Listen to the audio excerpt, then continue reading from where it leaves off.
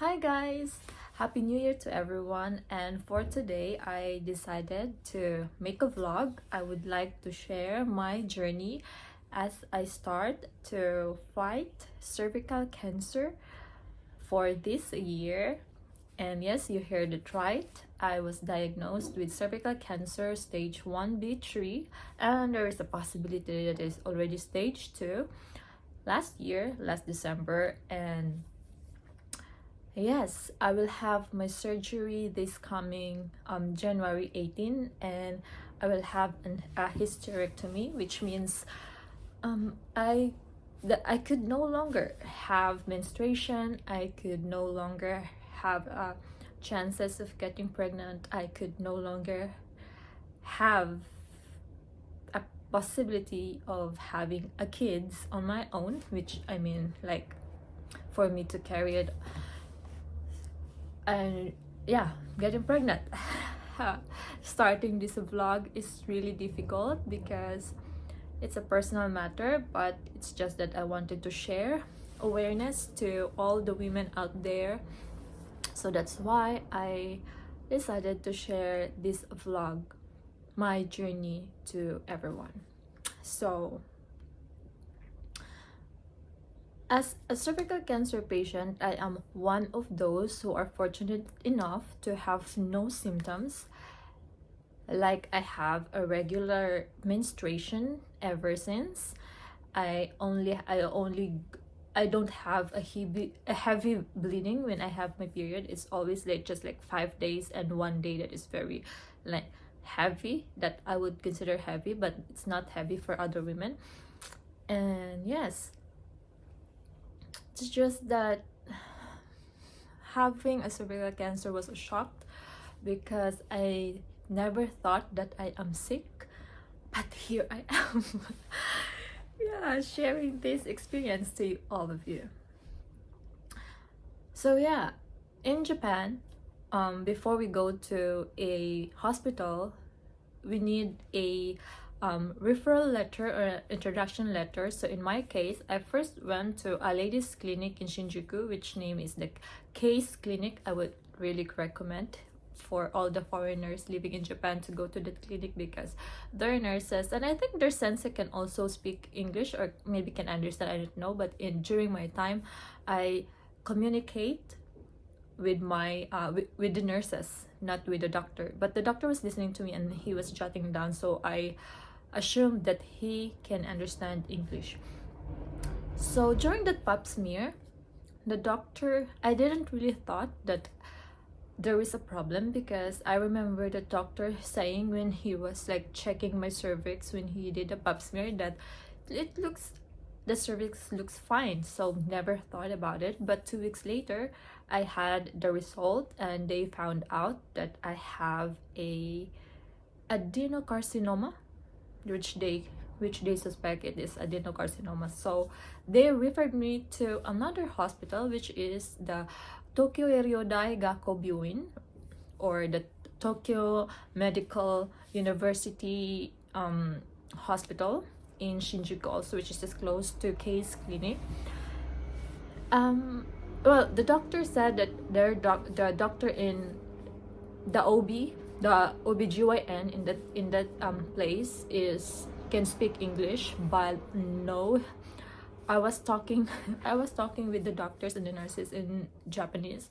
So if you are looking for an English speaking OBGYN, I think you should like confirm which doctor. So in my case, I just didn't really confirm which doctor can speak English or not, because yeah, probably because I could like understand a bit of Japanese. So I just researched the terms and so communicated with the doctor. And yes, after a few months, because I have also worked after a month, maybe after, yeah, I was diagnosed October, and then I went to see the doctor in the hospital around December. Just like 2 months have passed, I would say.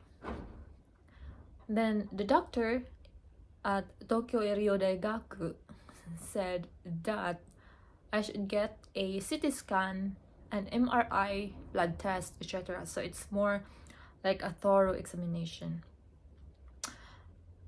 And when he was checking my cervix during another pap smear, he said that, oh, I see, this is the problem.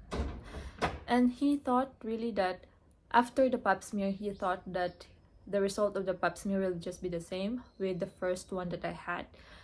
And he ruled out the possibility of cancer. Actually, he was very fast in saying you should have a surgery. Like, you should have a surgery. Well, should you shinakya or something like that. And he was supposed to schedule me for surgery around December. I was like, oh no, wait, I cannot just,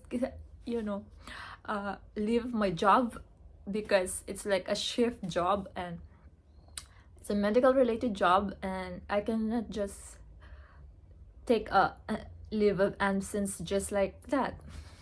So yeah, he scheduled the surgery for January 18, which is this month.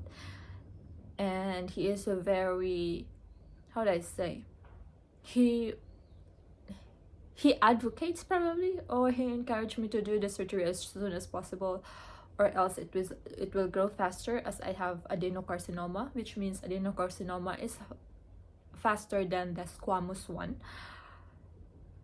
So yeah, it's really sad that I have this disease at this point in my life, because I'm still 30 and I don't have a child. Probably the one that makes me feel a little bit down when I found out that I was cancer was not the cancer itself, but the fact that they will take out my ovary, my uterus, and everything about that. And that means I could no longer get pregnant.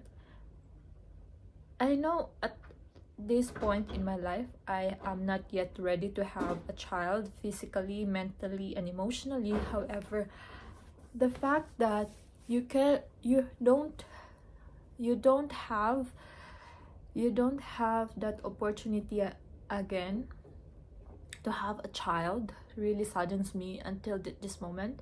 And every time I see a child on the streets, I feel really sad that it makes me cry. It makes me cry, really. So yeah, I would like, though it is really a personal matter, however, I wanted to share this experience to everyone, especially to those who are living in Japan, the foreigners living in Japan who is like dealing with cervical cancer, and to those who are thinking if they have cervical cancer or not. And if you have a abnormal pap smear, that if it's just a dysplasia, you should continue seeing your doctor every 6 months or every 1 year, whichever is advisable by doctor. And you should check it out, because if you have adenocarcinoma like me, it really spreads very fast. And yeah,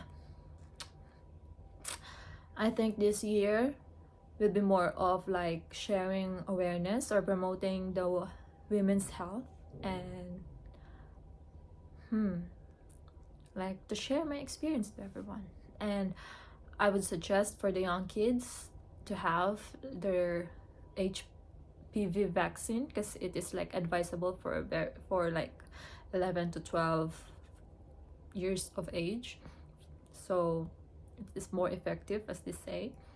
But I think even later, as long as your doctor will diagnose, I will prescribe you to like give you a go signal to have it, you should go for it.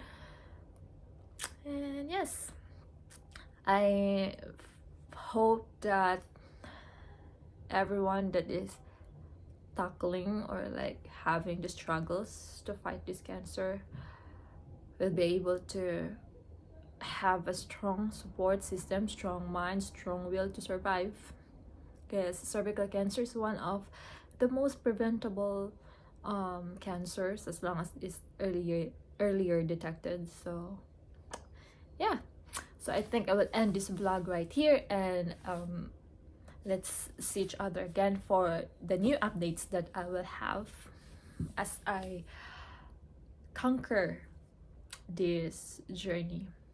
Bye bye.